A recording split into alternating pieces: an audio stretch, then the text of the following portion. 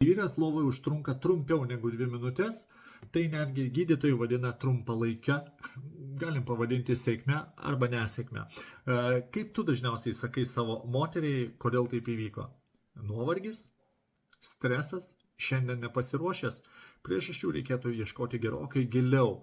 Atkreip dėmesį į savo sveikatą, atkreip dėmesį į savo mitybą, atkreip dėmesį, ką tu valgai, ką tu geri, kaip tu elgiesi dienos metu, ar tu sportuoji, prasidėjo krepšinio sezonas, turbūt sėdėsi visą laiką ant lovos.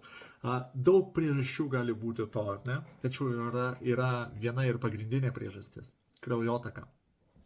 Kraujo priteka mažai į mažąjį dubenį. Kodėl? O čia jau yra daugelis klausimų, į kuriuos aš tau atsakysiu, jeigu tu man parašysi tiesiai asmeninę žinutę. Ne komentarą po video, o tiesiai. Parašyk arba į Telegramą, arba čia. Beje, visą laiką paklausiu tokio klausimo. O rytinė erekcija pas tavį yra kasdien?